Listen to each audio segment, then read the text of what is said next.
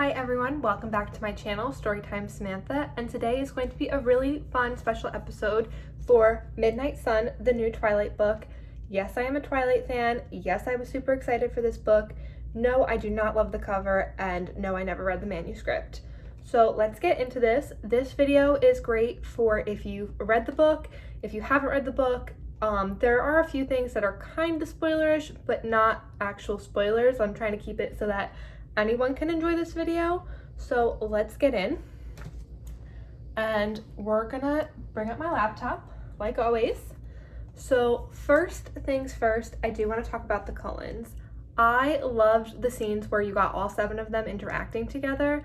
I thought that was a really nice break, because there are scenes that don't include Bella that I really enjoy those times where it's like, okay, we kind of see that Edward has a semi-life apart from Bella.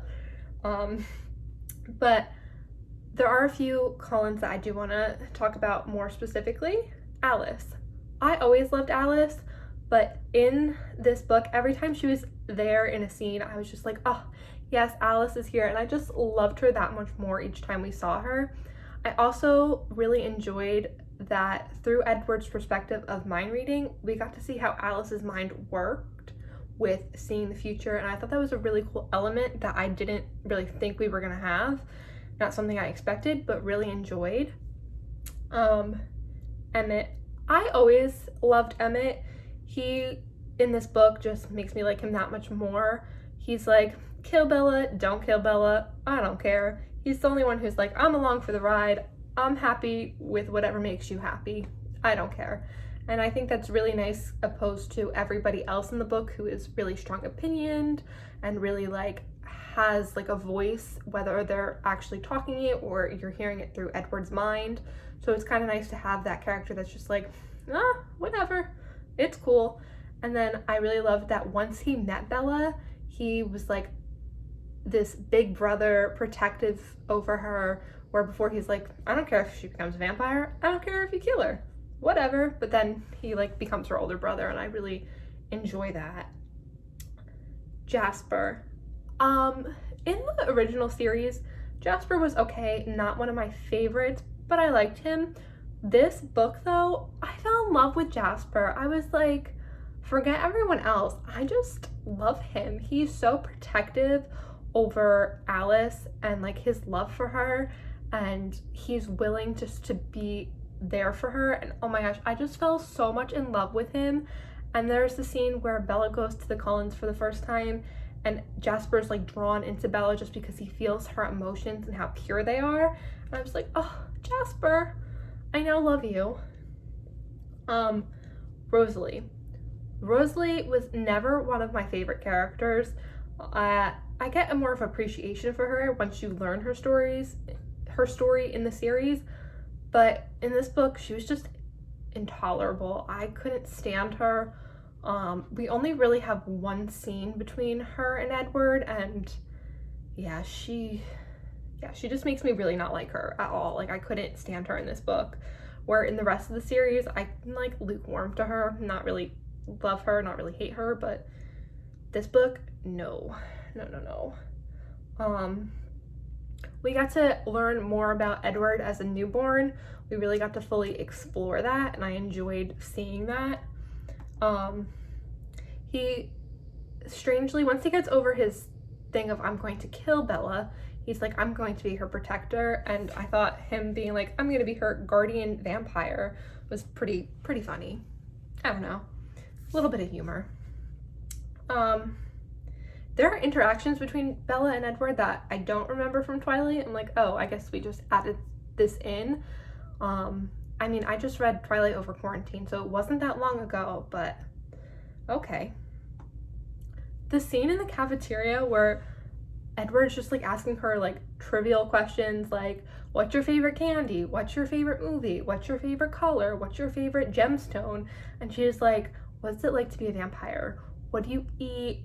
Can you go out in the sun? Do you sleep in coffins? Where do you live? How do other vampires live? And he's like, your favorite color, Bella. There's also this thing in the cafeteria First, I say New Moon is the most dramatic book I've ever read. Like, dramatic.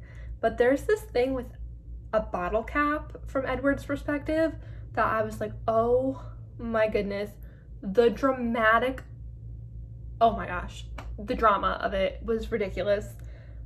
Oh, if you read the story or plan to, you'll know what I'm talking about. Just way too dramatic over a lemonade bottle cap. If you've read the story or plan to, the tear thing, creepy. Really creepy.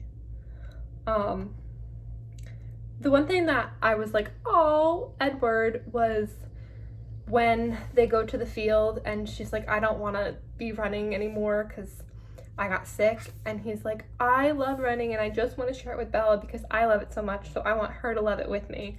Like, oh, that was cute. It doesn't really make up for the creepy tear thing, but still. In the book, we do see things that allude to the rest of the story, of him leaving in New Moon. She really sets it up that it was going to happen looking back. So that was interesting.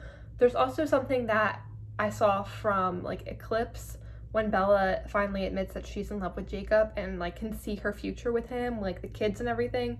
There is a part of this book that alludes to that coming. Let's see.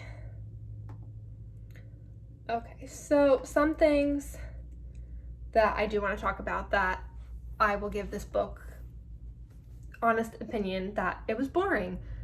Yes, a lot of people were like, the manuscript is boring, and I did say there were things that I really enjoyed in this book, but there are some really boring things. The meadow.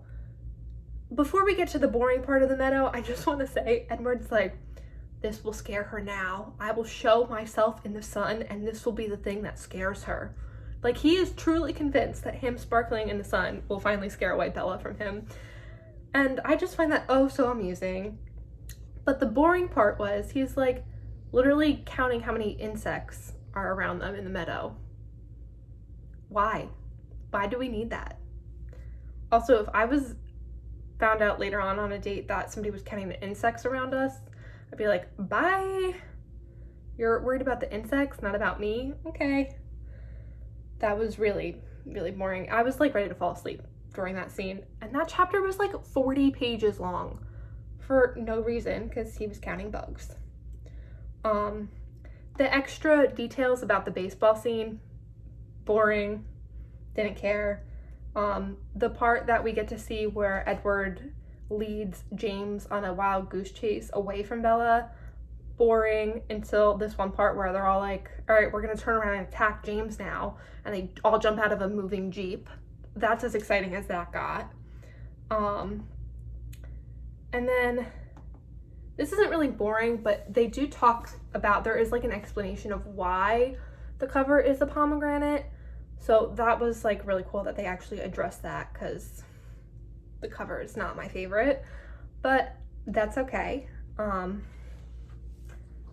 So that's pretty much it. This is a pretty short video, but as for Midnight Sun, I'm probably gonna give it 4 out of 5 stars, mostly because of nostalgia, mostly because I did have like moments where I was like, oh, I really like that.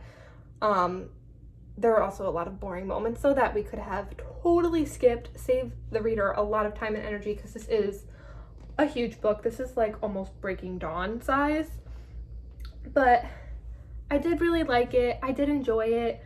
The angst did get to me some points. The prom, so as I was reading it, I was really excited, and I was getting kind of sad that I was coming to an end and there was just the epilogue left.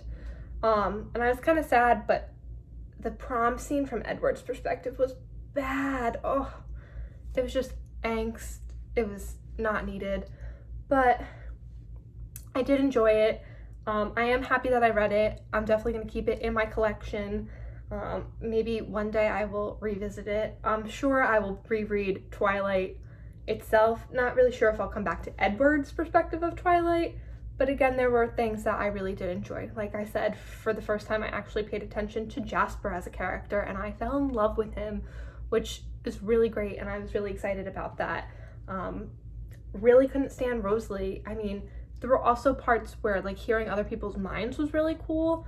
You get to hear Edward's perspective of Jacob's mind before they become like real enemies, and that's really fun. Yeah, but there are a lot of things that we could have done without. So overall, that is my thoughts on Midnight Sun. Like I said, not too many spoilers. There are a couple things, really them jumping out of the Jeep, but that was the only exciting part for that whole scene. Otherwise, it was just like, no. There are a couple of creepy things that you're just like, Edward, that's creepy. But overall, I'm kind of sad that my journey in Twilight's over, not a new book. But yeah, like I said, maybe one day I'll come back to it.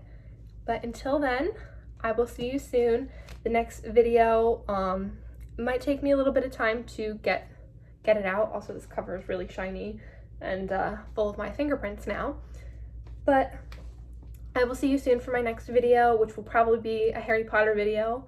So stay tuned for that, and thank you guys for watching. Bye!